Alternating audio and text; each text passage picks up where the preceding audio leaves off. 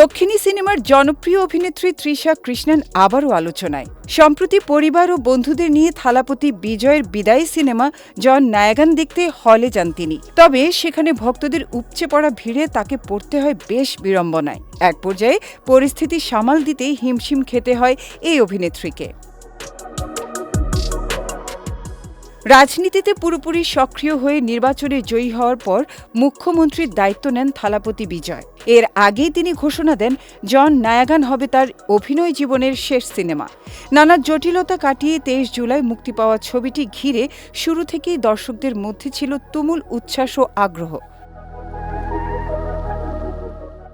বিজয়ের বিদায়ী ছবি জন নায়াগান মুক্তির প্রথম দিনেই চেন্নাইয়ের একটি প্রেক্ষাগৃহে বন্ধুদের সঙ্গে সিনেমাটি দেখতে যান তৃষা কৃষ্ণন। শুরুতে বিষয়টি কারো নজরে না এলেও সিনেমার শেষে হল থেকে বের হওয়ার সময় তার উপস্থিতির খবর ছড়িয়ে পড়তেই ভক্তদের ভিড়ে হুলস্থুল পরিস্থিতির সৃষ্টি হয়।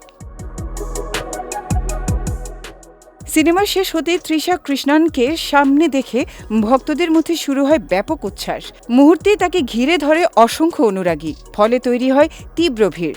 পরিস্থিতি সামলাতে হিমশিম খেতে হয় অভিনেত্রীকে।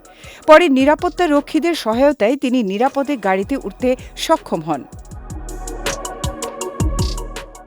সাম্প্রতিক সময়ে থালাপতি বিজয় ও তৃষা কৃষ্ণনকে ঘিরে সামাজিক যোগাযোগ মাধ্যমে নানা গুঞ্জন ছড়িয়েছে। তাদের সম্পর্ক নিয়ে আলোচনা যেমন চলছে, তেমনি বিজয়ের দাম্পত্য জীবন নিয়েও দেখা দিয়েছে নানা জল্পনা। তবে এসব বিষয়ে এখনো কোনো পক্ষই আনুষ্ঠানিকভাবে মুখ খোলেননি।